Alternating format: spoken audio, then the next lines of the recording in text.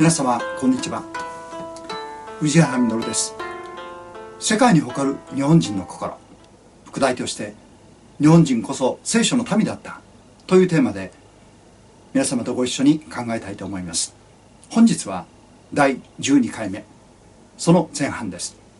テーマは世界に誇る武士道その3、勇気南の戦いです。本日の前半は小野田少尉の遺言です。NHKBS1 小野田博が語るルパング島と人生の真相、これからもご紹介させていただきます。小野田博元少尉は戦後30年の年月を経てフィリピンのルパング島から奇跡の生還を果たしました。彼は1922年生まれ、陸軍の極秘諜報機関であるエリートの陸軍中野学校に配属され、諜報ゲリラ戦術の訓練を受けました。陸軍中野学校では戦闘で困難に陥っても簡単に命は捨てず、とにかくゲリラ戦術で生き延びようと生徒に教えていたようです。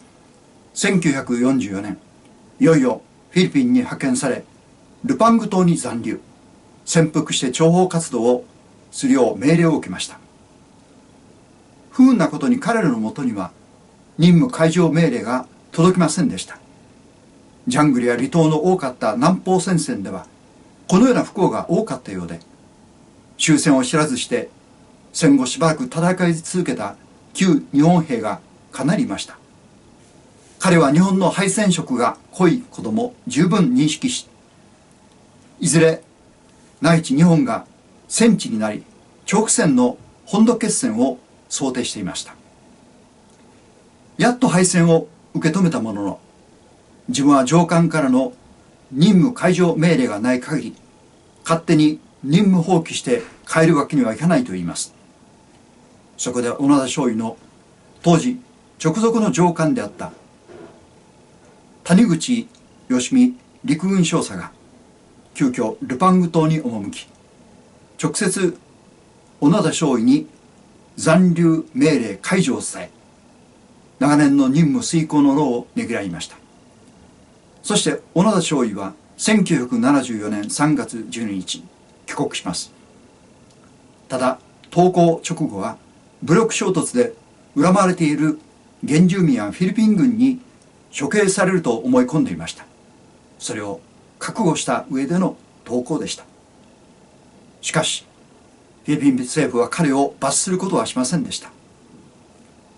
マラカニアン宮殿で謁見されたマルコス大統領が、あなたが任務に忠実に30年の人生を捧げた行為は人間の鏡ですと熱い握手を交わされました。後にワシントンポスト紙は2011年1月18日付朝刊一面で大きな見出し付きで異例の詳細な報道をしました。小野田さんの英文の著書「我が30年戦争」は今も米国海軍兵学校の教材として活用されています。毎年数千冊の本がアメリカ人に購入され、海軍兵学校の学生や一般米国人に読まれています。30年ぶりに帰国し奇跡の生還を果たした彼の凛とした姿は当時大々的にニュースで放送されました。帰国を果たした彼には同胞である国民や日本政府から見舞金として慰労金が次々と送られてきました。しかし彼はそれを一切受け取りませんでした。それでもどうしてもというので困った彼はそれを全額靖国神社に寄付します。そのことが軍国主義の復活だと揶揄され、憤りを感じた彼は、こんなに変わってしまった日本にはもう折れないと悟り、ブラジルで牧場開拓をするために旅立ってしまいます。わずか半年です。その10年後、彼はブラジルで牧場経営を軌道に乗せました。牧場は成田空港より広く、周囲48キロ、面積1200ヘクトール、2000頭の食肉牛が放牧されていました。ルパング島から帰還した翌年、実刑の勧めもあって、オネードさんは単身海を渡りました。そのうち結婚したマチエさんと作り上げたのがこの牧場です。灌木が茂る坪100円の原野を開拓。国や人からお金の援助を受けずに徐々に開拓し、そして大きくしました。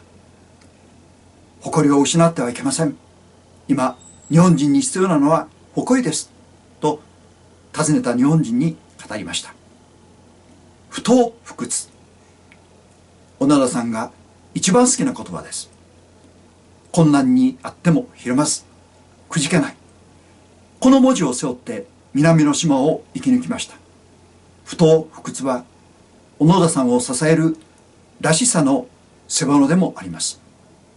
53歳で挑戦した小野田牧場もその証でした。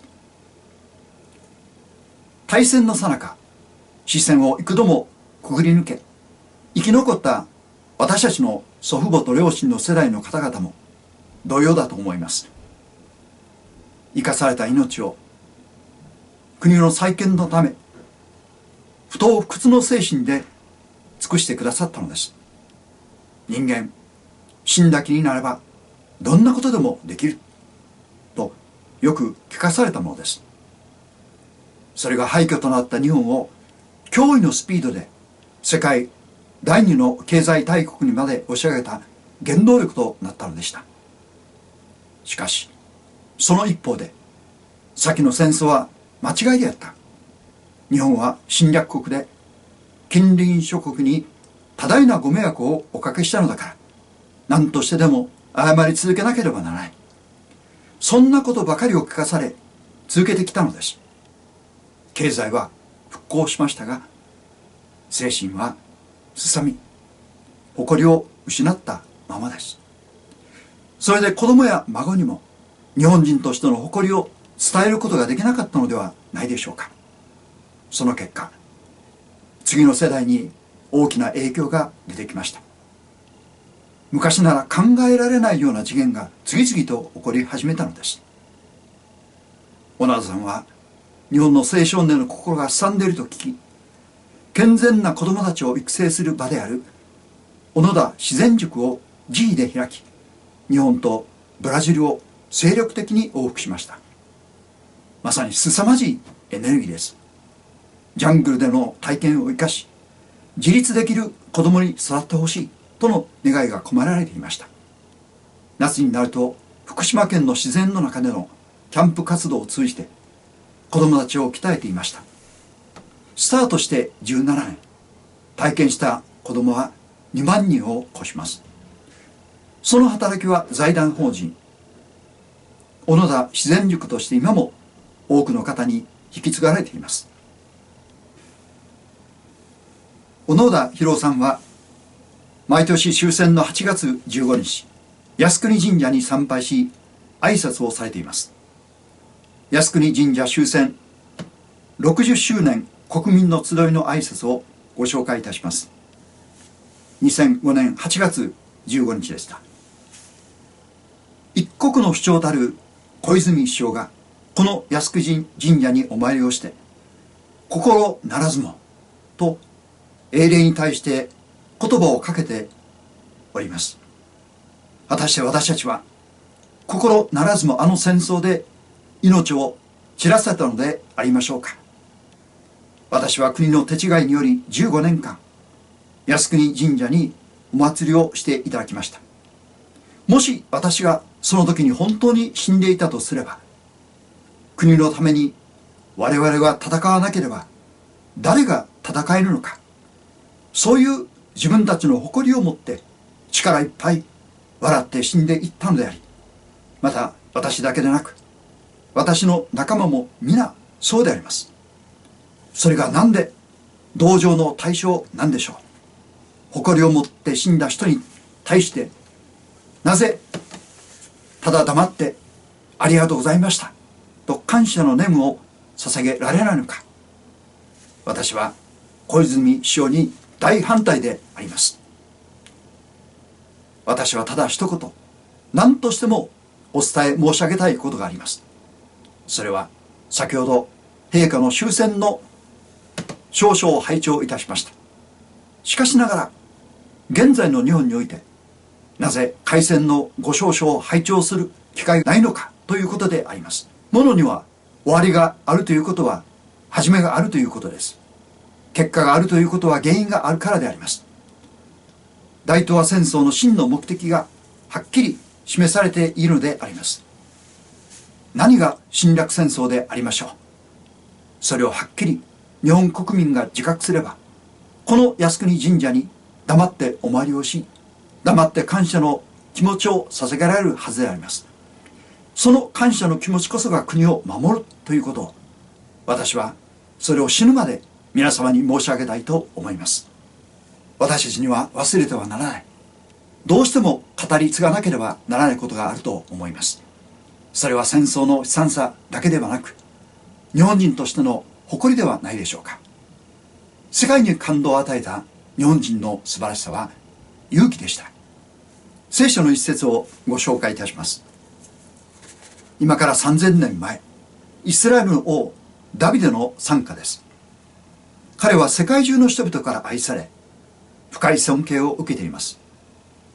この状況は常に命を狙われ、洞窟に身を潜めた中で歌いました。彼の魂は恐怖から解放されていたのです。ダビデの賛歌、彼がユダの荒野にいた時、あなたの恵みは命にも勝りゆえ、私の唇はあなたを賛美します。もう一度、あなたの恵みは命にも勝りゆえ、私の唇はあなたを賛美します。旧約聖書詩編63編3節。命が一番大切だと言います。すると命の危険を冒すことが怖くなります。ダビデは命に勝る素晴らしさに出会いました。それが神の恵みでした。このことのためなら命も惜しくない、そう思うと一層勇敢になり、常に矢面に立ちました。彼は命を大きく使ったのです。やがて国を独立へと導きました。その国は繁栄したのです。同様に東洋の小国日本は欧米列強諸国と対等に渡り合いました。それは日本人が命にも勝るものを見出し、その命を大きく使ったからだと思います。家族と日本を愛し、我が身を盾として戦いました。敵が恐れを抱くほどに勇敢でした。それではお知らせです。次回13回目、12月5日土曜日、毎週土曜日です。テーマは世界に誇る武士道、正義パール判事です。チャンネル登録ご感想いただければ嬉しいです。本日もご清聴誠にありがとうございました。